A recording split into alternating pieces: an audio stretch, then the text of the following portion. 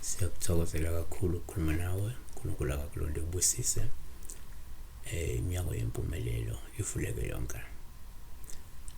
Kungokubamba impilo yakho bese kuyasuka. Namhlanje sibheka udaba njengenjwayelo. Sicela ukuthi wenze okubalekile nokufanele inamba oyisenze kuphela ngomlandeli. So 9 ekuseni ya 5 ntambama. Uqinisekisa ukuthi awusenzi WhatsApp, awusenzi ama-SMS. Awufoni ebusuku. Ufana nje ngo-9 ekuseni ya 5 ntambama kuphela. Ingama weekend ikakhulukazi ngesonto noma unganciphisa ukufona ungafoni because esikhathini singisuke ngisesontweni. Sibheka la unelisiwe happiness izikhali ukuthi sawubona uphupha insimu ilinyiwe ikhukuliwe kushoni. Encathi kubalekile ukuthi ethi ngibona insimu yasekhaya o insimu yakamakhelwane o insimu yakamlungu uyabo. So give the context, the full context yephupho lokwenza ukuthi kube lula abantu babelenqamlele eshayelwe kwacabangayo kodwa senze kanjena insimu yabe bisilinyiwe shothi yini insimu is a field that has been tilled. I don't know, tilled or plowed, I guess. If ngibhedile akunankinga. So ngokujwayelekile number 1, ngokujwayelekile uma uphupha insimu kungaba uphawu luhluma elinyiwe ngoba lokhu kwabanyiswe kusho ukuthi empeleni usukudinga ngempela ukusebenza kanzima ukuze uthole amathuba amahle uphinde uphumelele. Izaga 12:11 olima insimu yakhe uyakusutha ngokudla kepha olandela amayiyane akanangqondo.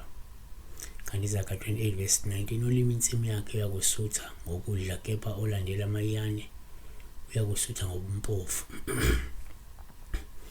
Number 2, futhi uma uphupha la insimu kuyaba uphawu luhluma elinyiwe olungabuye lukhomba ukuthi ukusikhandla kwakho kuphela okukulethela umvuzo omkhulu futhi omuhle esikhathini esizayo seduze.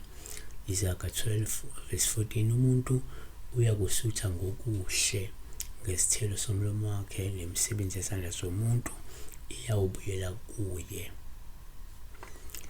3, kwesinye isikhathi uma uphupha insimu uphawu luhle uma ilinyiwe lungasho ukuthi empeleni ungabisalahli ithemba ngoba isikhathi sakho noma isimo sakho singase sishintshe sibe ngcono kunakuqala maduze. Ezekiel 36:34 izwe elaliyize liyakulinywa esikhundleni sokuba-ke incithakalo emehlweni abo bonke abadlulayo. Kodwa kazivale kanjena.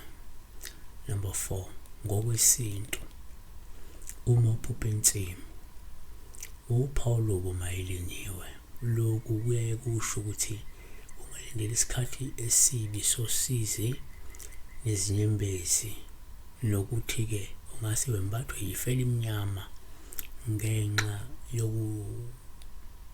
yokwehla kwesifo ngokukhulu ukuzuma. So uma kukhona umuntu ozondlula emhlabeni abanye bayibona insimu elinyiwe noma beyilima noma ilinywa yabona.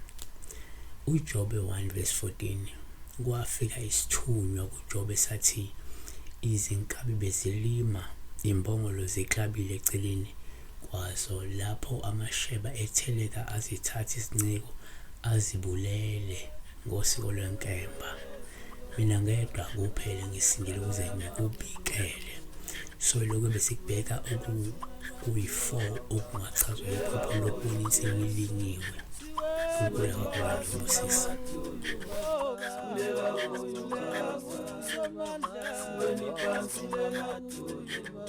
Kulega